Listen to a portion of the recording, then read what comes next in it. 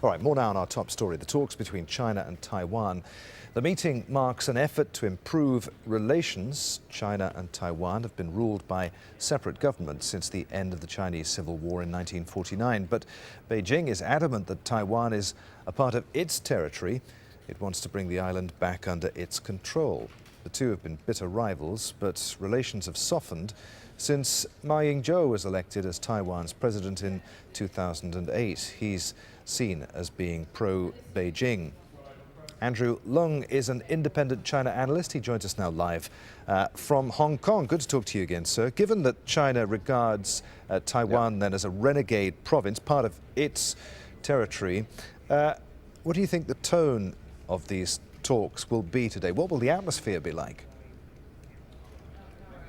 Well, these talks are by no means talks for unification. There is no mileage for that in Taiwan. Most of the Taiwanese people do not want immediate unification. But however, that the two sides are intricately linked economically.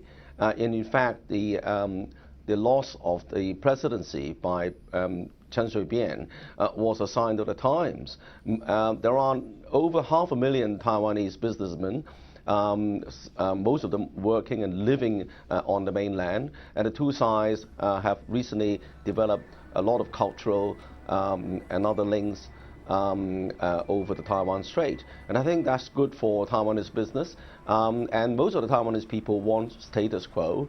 And as far as China is concerned, China knows that time is on her side, so China is in no hurry. And in fact, this is very much ties in with what's happening in the region, because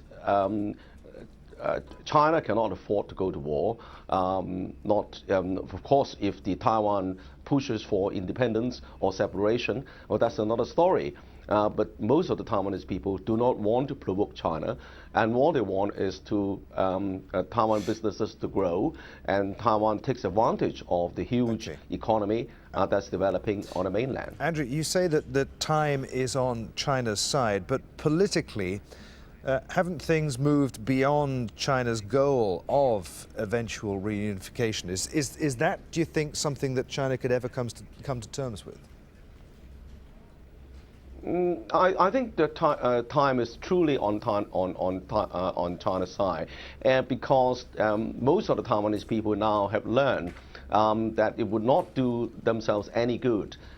It would affect their livelihood, affect the economy, and then, of course, even their ally, the United States, doesn't want a war over the Taiwan Strait. So there is no political support for provoking China. On the other hand, there is a very strong demand for closer ties with the mainland, not for immediate unification, but for much closer ties, and that plays into the wishes of China. China doesn't want to recover the island immediately. Of course, that's the ideal, but that's not going to happen. But on the other hand, when the two sides are linked inextricably economically, then China would have the upper hand. In the end, it's the unification or integration rather, can take many forms. Look at Hong Kong, or then another formula for Taiwan eventually. But I think that Beijing is in no hurry, and the closer the two sides are tied together, the better it is for Beijing. The better it is also for Taiwan economically. So these talks are by no means on unification. I think they're slightly to center on opening more opportunities for Taiwan on the mainland. Andrew, always good to talk to you. Many thanks indeed, sir. Andrew Leung there, live in Hong Kong. Thank you.